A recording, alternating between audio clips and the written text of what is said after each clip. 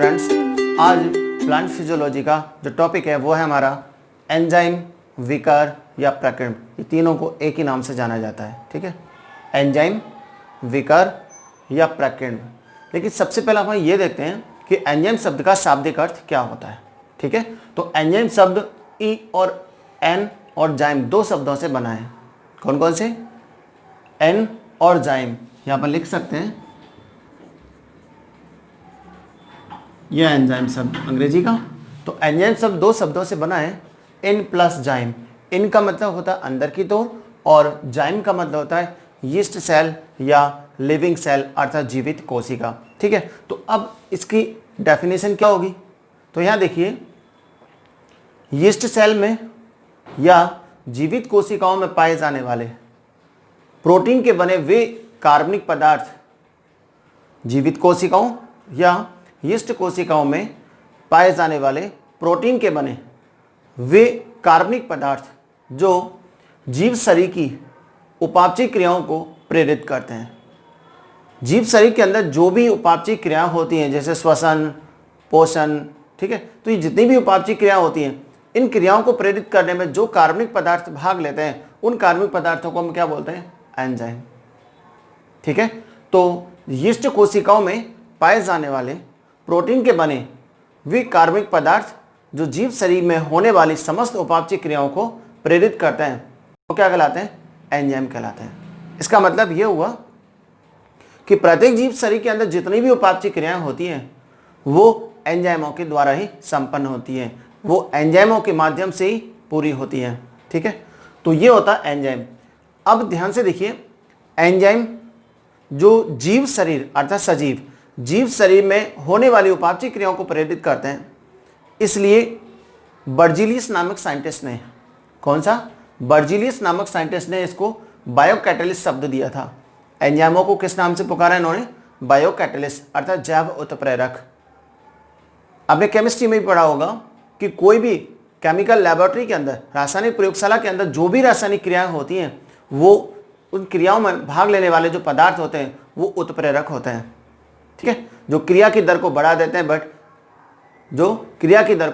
हैं, लेकिन एंजाइम एक ऐसे उत्प्रेरक पदार्थ हैं, एंजाइम एक ऐसे उत्प्रेरक पदार्थ हैं जो जीव शरीर के अंदर रहकर कार्य करते हैं, जीव शरीर के अंदर रहकर उसकी उपापचय क्रियाओं को पूरा करते हैं। इसलिए बर्जीलियस ने उनको क्या नाम दिया था? बायोकैटलिस्ट अर्थात जैव उत्प्रेरक, ठीक है।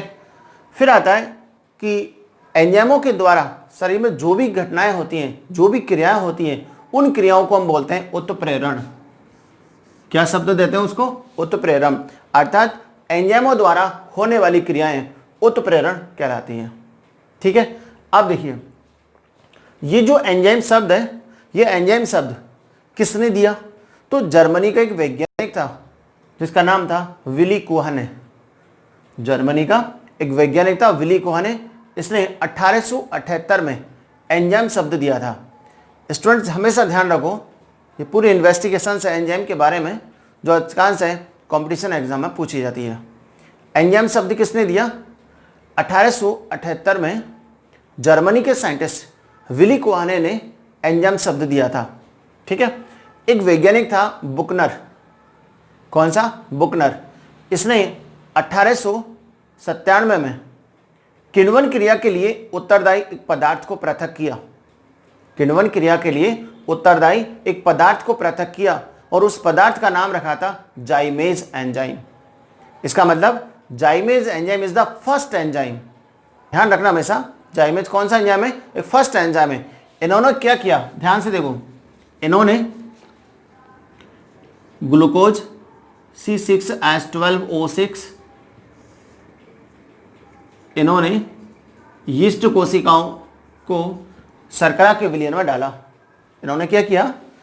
शर्करा के विलयन में यीस्ट कोशिकाओं को डाला और देखा क्या बनेगा?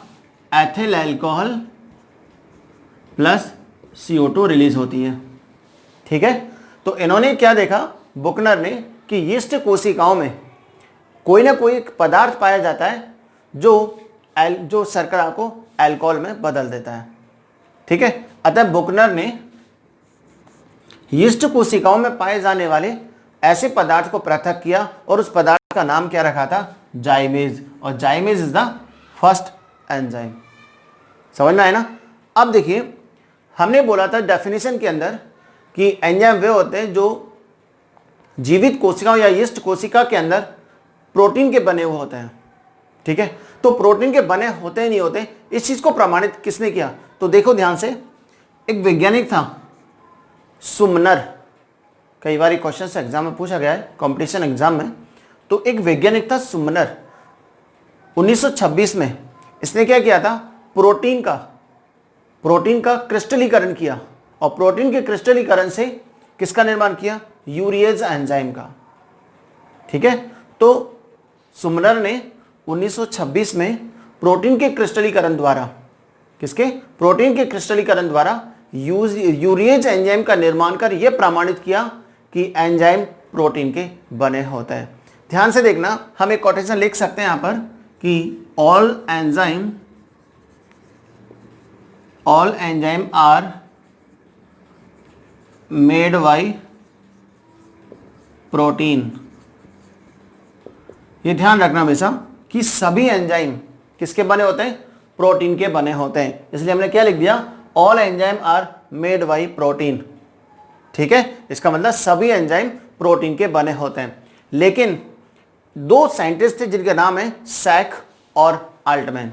कौन कौन से, सैक और आल्टमैन। इन्होंने ये प्रमाणित किया कि कुछ एंजाइम ऐसे होते हैं जैसे राइबोजाइम और राइबोन्यूक्लियस, ये नॉन प्रोटीन होते हैं, अर्थात इसके अंदर प्रोटीन की मात्रा 0% होती है, यानी बिल्कुल प्रोटीन नहीं होती है, प्रोटीन लेस होते हैं।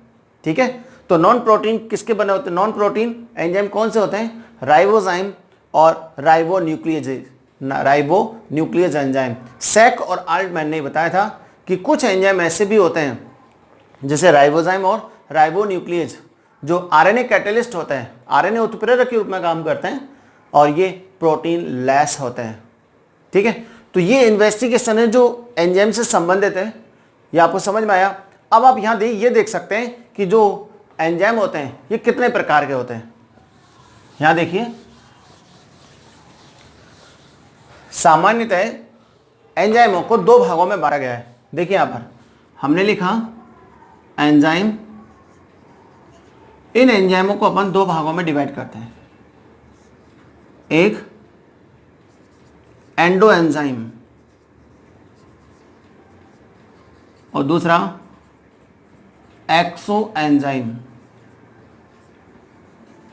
कौन कौन से, एंडो एंजाइम और एक्सो एंजाइम। ठीक है, एंडो एंजाइम वे एंजाइम होते हैं जो कोशिकाओं द्वारा निर्मित होते हैं, उपापचयी क्रियाओं के फलस्वरूप उत्पन्न होते हैं, प्रोटीन के बने होते हैं, तो कोशिकाओं द्वारा निर्मित होते हैं और कोशिका के अंदर रहकर अपना कार्य करते हैं। क्या बोला था हमने, एंडो एंजाइम वे एंजाइम होते हैं जो कोशिकाओं द्वारा निर्मित होते हैं, साथ में कोशिका के अंदर रहकर ही अपना कार्य करते हैं। ठीक है, वो क्या कहलाते हैं, एंडो एंजाइम। तो हम इनको क्या बोल सकते हैं, इनको कह सकते हैं, ध्यान से देखिए, इनको हम क्या बोलेंगे, इंट्रा सेलुलर एंजाइम। हिंदी में इसको बोलते हैं अंतः कोशिकीय एंजाइम। ध्यान से देखो क्या लिखा हमने, एंडो एंजाइम वे एंजाइम होते हैं जो कोशिकाओं द्वारा निर्मित होते हैं और उन्हीं कोशिकाओं में रहकर ही अपना कार्य करते हैं, तो उनको क्या बोलते हैं, एंडो एंजाइम अर्थात अंतः कोशिकीय एंजाइम। अधिकांश एंजाइम इस श्रेणी में आते हैं। ठीक है, जैसे कि श्वसन, पाचन आदि से संबंधित एंजाइम, वो सब के सब कौन होते हैं, एंडो एंजाइम होते हैं। क्लियर हुई बात। अब देखिए सेकंड आता है हमारा एक्सो एंजाइम। एक्सो एंजाइम क्या है, वे एंजाइम जो कोशिकाओं द्वारा निर्मित होते हैं। इसका मतलब ये भी कोशिकाओं द्वारा निर्मित हुए हैं, लेकिन ये आउट ऑफ सेल अर्थात कोशिकाओं के बाहर, अर्थात कोशिकाओं के बाहर रहकर क्या करते हैं, अपना कार्य करते हैं। ध्यान से समझो, एक्सो एंजाइम वे एंजाइम होते हैं जो कोशिकाओं द्वारा निर्मित होते हैं, बट कोशिकाओं से बाहर रहकर, कोशिकाओं से बाहर रहकर या कोशिकाओं के बाहर आकर, बाहर कहां पर, तो हम क्या लिख सकते हैं, किसी माध्यम में, किसी माध्यम में रहकर अपना कार्य करते हैं, तो वो कहलाते हैं एक्सो एंजाइम बहिर्कोशिकीय एंजाइम। ठीक है, उदाहरण देखिए आप, जैसे कवक, जीवाणु आदि द्वारा स्रावित एंजाइम, आदि द्वारा स्रावित एंजाइम।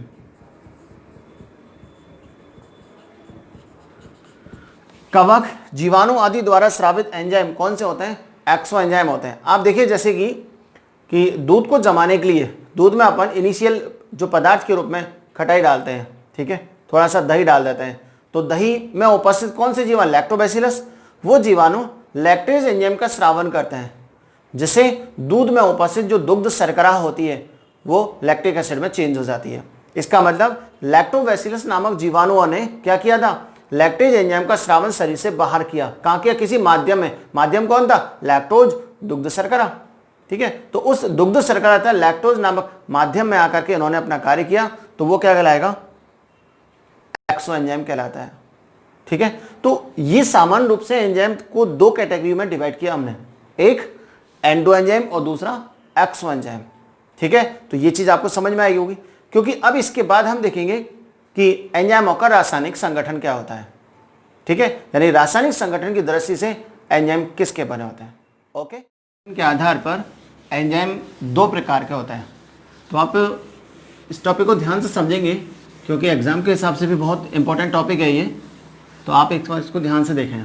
ठीक है, रासायनिक संगठन के आधार पर देखें अपन इसको, तो देखिए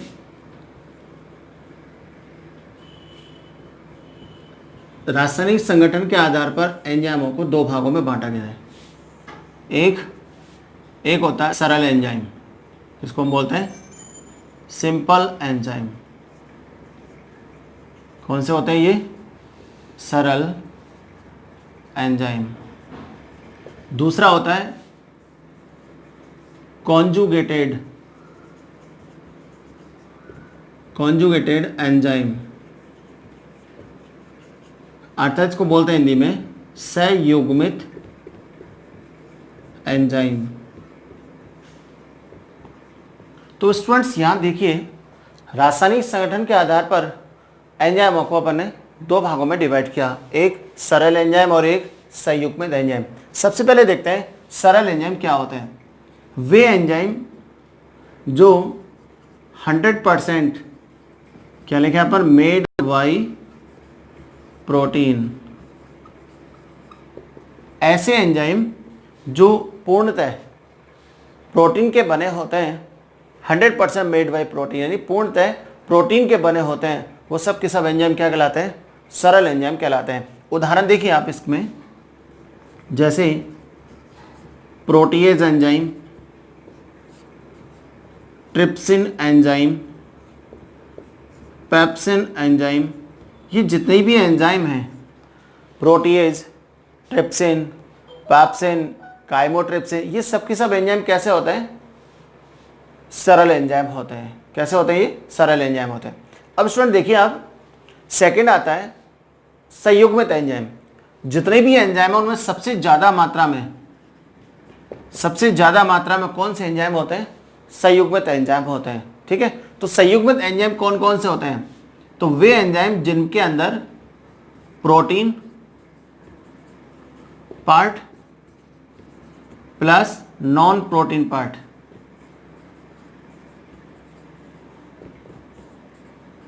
ऐसे एंजाइम जिनका निर्माण प्रोटीन के साथ साथ नॉन प्रोटीन दोनों, अर्थात प्रोटीन रहित भाग दोनों के द्वारा होता है।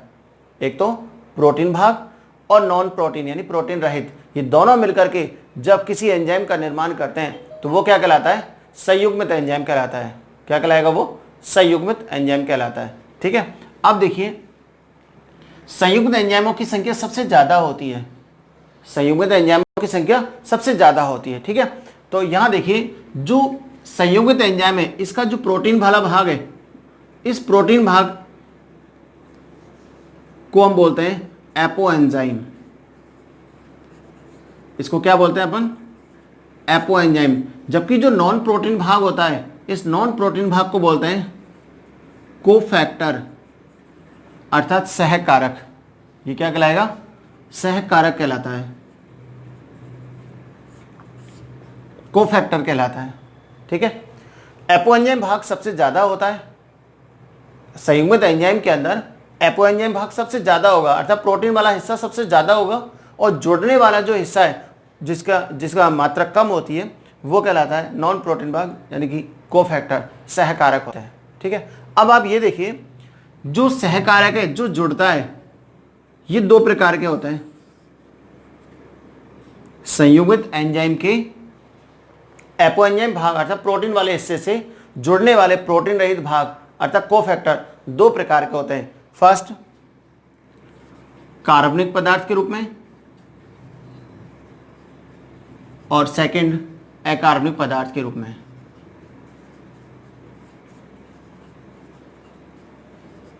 कोफैक्टर एक कार्बनिक पदार्थ प्रकृति के हो सकते हैं और दूसरे अकार्बनिक प्रकृति के भी हो सकते हैं। तो सबसे ज्यादा संयुग्मित एंजाइम के अंदर सबसे ज्यादा जो जुड़ने वाली प्रकृति है कोफैक्टर की वो कौन सी होती है? कार्बनिक प्रकृति के रूप में होते हैं। ये सबसे ज्यादा मात्रा में ये होता है। कौन से? कार्बनिक प्रकृति वाले। ठीक है, तो यहां देखिए कि जो कार्बनिक प्रकृति के जो पदार्थ हैं इन्हें दो भागों में बांटा गया है, एक प्रोस्थेटिक ग्रुप के रूप में और दूसरा कोएंजाइम अर्थात सहएंजाइम के रूप में। तो स्टूडेंट्स इनकी जो डेफिनेशन है इसको आप ध्यान से समझेंगे। वापस देखो, संयुग्मित एंजाइम वे एंजाइम होते हैं जिनके निर्माण में प्रोटीन के साथ साथ प्रोटीन रहित भाग भी भाग लेते हैं, जोड़े होते हैं। इसके अंदर जो प्रोटीन वाला भाग है वो क्या कहलाता है? एपो एंजाइम कहलाता है, जबकि प्रोटीन रहित भाग वो क्या कहलाता है? कोफैक्टर, सहकारक कहलाता है। एपो एंजाइम भाग की मात्रा सबसे ज्यादा होती है, अतः प्रोटीन वाले हिस्से में जुड़ने वाला जो हिस्सा होता है वो हमेशा कौन सा होता है? कोफैक्टर होता है। तो कोफैक्टर दो प्रकार के हो सकते हैं, एक कार्बनिक पदार्थ के रूप में अर्थात कार्बनिक प्रकृति वाले पदार्थ के रूप में और दूसरे अकार्बनिक पदार्थ के रूप में। ठीक है, कार्बनिक पदार्थ, कार्बनिक प्रकृति के जो पदार्थ हैं कोफैक्टर वो सबसे ज्यादा होते हैं। इन्हें भी दो भागों में बांटा गया है, एक प्रोस्थेटिक समूह के रूप में और दूसरा कोएंजाइम के रूप में। ठीक है, तो आप यहां देखिए प्रोस्थेटिक समूह क्या होता है, ध्यान से देखना इसको।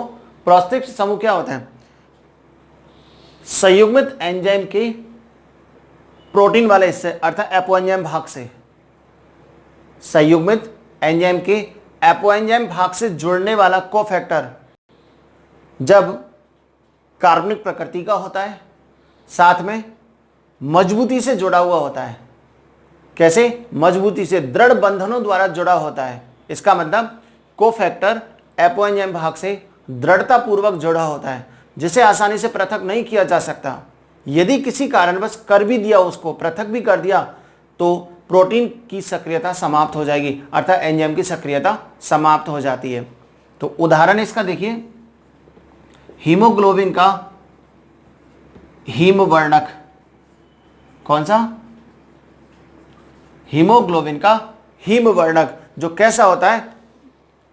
प्रोस्थेटिक ग्रुप के रूप में होता है, जिसे आसानी से अलग नहीं कर सकते। यदि इसको अलग कर दिया तो एंजाइम की सक्रियता नष्ट हो जाती है।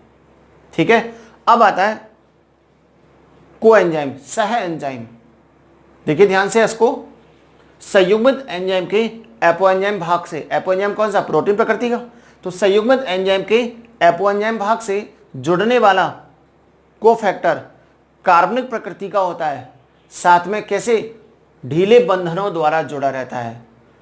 लूज बॉन्डेड होता है, ढीले बंधनों द्वारा जुड़ा होता है, जिसे एपो एंजाइम भाग से आसानी से अलग कर सकते हैं और आवश्यकता पड़ने पर वापस जोड़ सकते हैं। ठीक है, तो ढीले बंधनों द्वारा जोड़ने वाला कोफैक्टर किससे जुड़ेगा? एपो एंजाइम भाग से। तो ढीले बंधनों द्वारा जोड़ने वाला जो कोफैक्टर होता है वो कैसा होगा? सह एंजाइम के रूप में होगा। उदाहरण देखिए, जैसे NAD, FAD, NADH, ये सब की सब क्या है?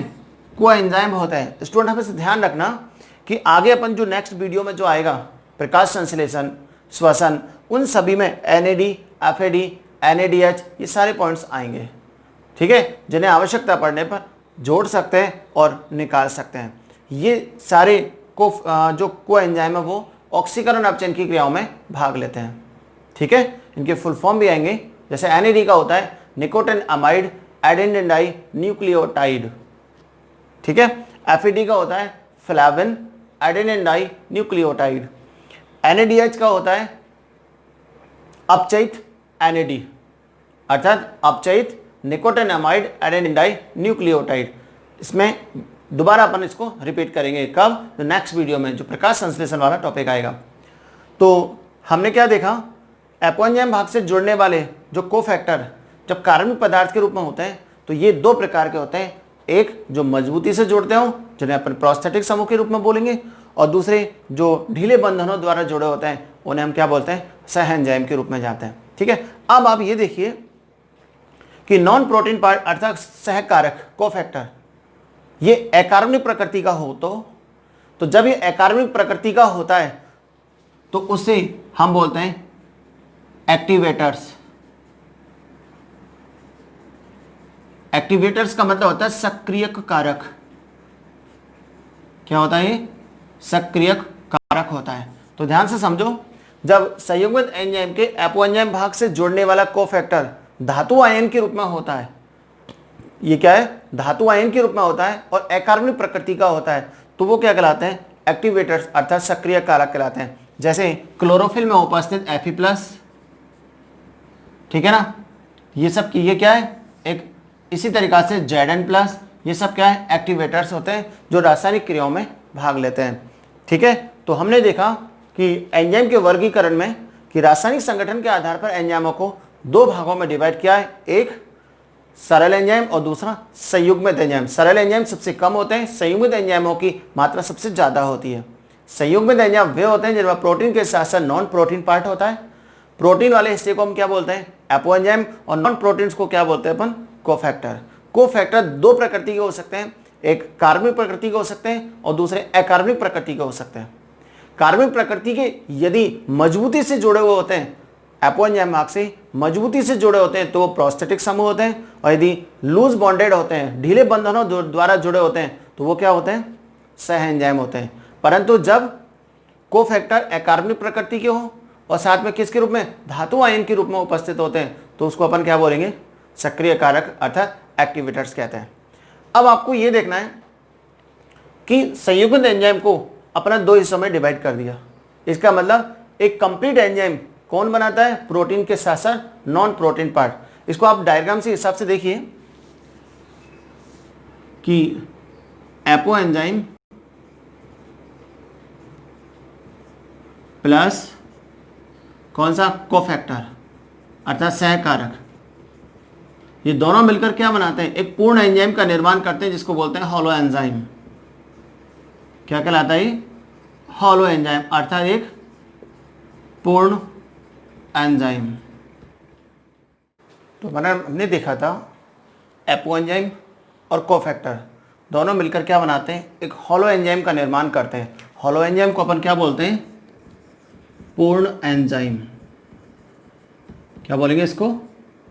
पूर्ण एंजाइम कहते हैं। यदि इसकी संरचना अपन देखें किसकी? हॉलो एंजाइम की, तो क्या बनती है? इस तरीके से। यहां आप देखेंगे इस एंजाइम का जो मैक्सिमम यानी सबसे बड़ा भाग जो होता है वो किसका होता है? एपो एंजाइम का।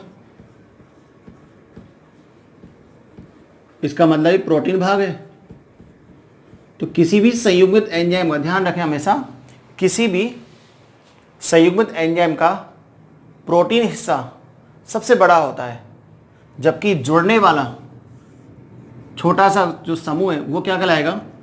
कोफैक्टर कहलाता है, सहकारक। तो ये जो संरचना हमने बनाई है वो किसकी हुई? एक हॉलो एंजाइम की संरचना हुई है। किसकी हो गई? हॉलो एंजाइम की संरचना। ठीक है, तो इस तरीके से हमने क्या पढ़ा? रासायनिक संगठन किसका? एंजाइमों का। कि रासायनिक संगठन के आधार पर एंजाइम किसके बने होते हैं, कितने प्रकार के होते हैं। अब आप देखिए इसकी के अंदर कि कुछ ऐसे टर्म्स हैं, पॉइंट्स हैं जो हम क्रियाविधि के अंदर समझाएंगे। तो उसको एक बार इसको डिफाइन कर देते हैं, ध्यान से देखिए। कुछ टॉपिक हैं जैसे कि क्रियाधार पदार्थ,